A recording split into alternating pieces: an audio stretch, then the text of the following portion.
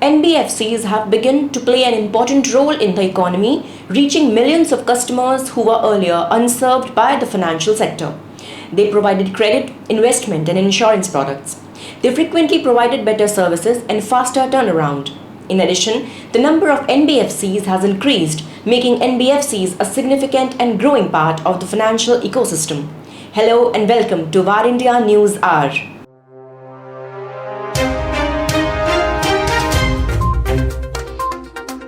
NBFCs are emerging as an alternative to mainstream banking. Besides, they are also emerging as an integral part of the Indian financial system and have commendable contributions towards the government's agenda of financial inclusion.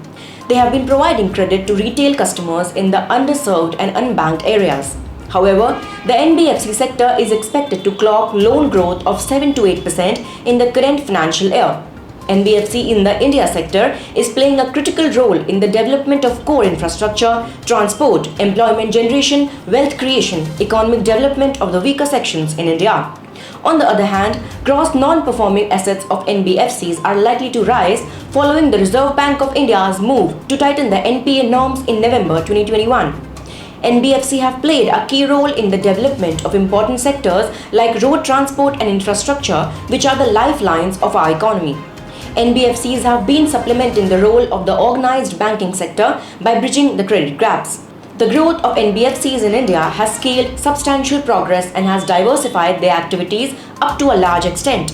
Various funding arrangements entered by non-banking financial companies are set to come under scrutiny of auditors with effect from FY22 audit. Secondly, as per the Enforcement Directorate, a number of fintech companies and NBFCs backed by Chinese funds have generated proceeds of crime worth more than Rs 940 crore by indulging in predatory lending activities and violating RBI guidelines while operating in India. They are not covered under the Financial and State Financial Regulation. The RBI announced a small-scale based framework for NBFC with effect from October 22, 2022. The new framework comprises capital requirements, governance standards, prudence, regulation, and other similar criteria. Experts predict that FY23 could be a year of normalcy in disbursements and assuming entities continue to maintain their liquidity buffers. Now let us look into today's headlines in VARINDIA. 5G services to roll out soon in a month. While addressing the inaugural event of the International Telecommunication Union's Regional Standardization Forum for Asia and Oceania region, Minister of State for Telecom Devusing Chauhan said that the high-speed 5G services are expected to be rolled out in about a month. He said India is likely to deploy indigenously developed and manufactured 5G telecom gears by end of this year for 5G services. He also said that a 6G Technology Innovations Group has also been set up which is working towards the development of indigenous 6G stack. Scrapping of ITIR project will widen the gap between Telangana and the Centre. The Centre's decision to scrap the much-anticipated Information Technology Investment Region, which was proposed to be established in Hyderabad, has further widened differences between the ruling Telangana Rashtra Samiti and the Union government. Union Minister of State for Electronics and IT, Rajiv Chandrasekhar, confirmed the ITIR project to be cancelled, triggering strong protests from the state. The objectives of the ITIR policy could be better served and achieved by direct promotion of industrial units in industrial clusters and industrial townships that are taking shape through various programs such as smart cities and other industrial and electronics park schemes. 52 D2C brands disrupting India's consumer market.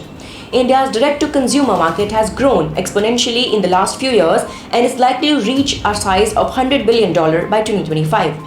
Factors including the COVID pandemic, higher internet penetration, growth of digital infrastructure, and rise in the number of millennials, among others, have bolstered the D2C brands. As of 2021, India had more than 800 D2C startups operating in the country, of which fashion or clothing startups accounted for the largest share. Airtel signs 5G network agreements with Ericsson, Nokia and Samsung for 5G deployment. Bharti Airtel has signed 5G network agreements with Ericsson, Nokia and Samsung to commence 5G deployment in August 2022.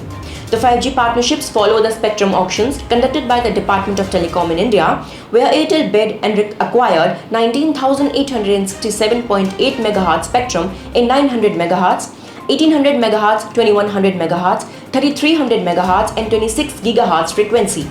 The multiple partnerships will enable Airtel to roll out 5G services spanning ultra-high speeds, low latency and large data handling capabilities, which will enable a superior user experience and allow the pursuit of new, innovative use cases with enterprise and industry customers. Google suffers massive outage. Google Search and other services faced a massive outage recently. Thousands of users across the world faced issues with Google Search and other services like YouTube, Google Drive, Google Maps, Google Photos and more. There were more than 40,000 instances of people reporting the outage with Google's search engine. Most users encountered a 500 error indicating a server problem. Google acknowledged the outage as a software update issue and said that the services are now up and running. That's all for now. Please like, share, comment and subscribe to VARINDIA News Magazine. You can download the VARINDIA app from Google Play Store and Apple App Store for the latest news and updates. Stay tuned. Thank you.